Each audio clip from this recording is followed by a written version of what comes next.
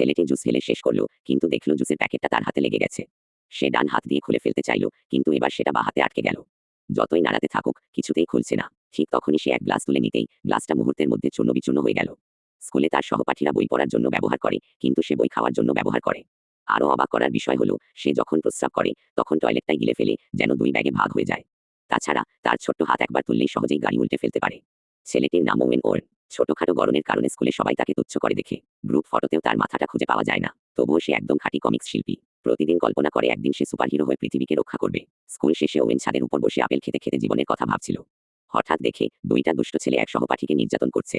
সে সুযোগ বুঝে একটা আপেল ছুঁড়ে মারে, আপেলটা গিয়ে এক দুষ্টুর মাথায় লাগে।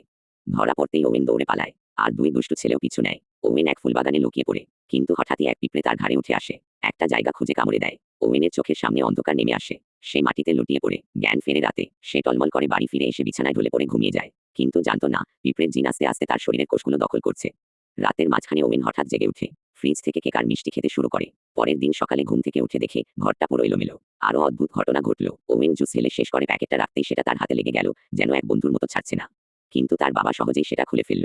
ওয়েন গ্লাস ধরতে গেলেই সেটা আবার চূর্ণ হয়ে গেল। অবাক বাবা বললেন, এরপর থেকে শুধু দেশি গ্লাসই ব্যবহার করবি। স্কুলে পৌঁছানোর সময় ঘনিয়ে এলো। ওয়েন দৌড়ে গিয়ে ক্লাসরুমের দরজা টানল। পাশের ছাত্ররা অবাক হয়ে তাকিয়ে রইল। শিক্ষক সবাইকে আত্মরক্ষার কৌশল শেখাচ্ছিলেন, এবং খাটো ওয়েনকে উদাহরণ হিসেবে ডাকলেন। ওয়েন এগিয়ে গিয়ে কোমর ঝাঁকিয়ে এক ঘূর্ণি মারল। তারপর এক ধাক্কায় শিক্ষককে 100 মিটার দূরে ছুঁড়ে ফেলল। সহপাঠীরা হতভম্ব হয়ে গেল। পরিস্থিতি খারাপ বুঝে ওয়েন পালিয়ে গেল।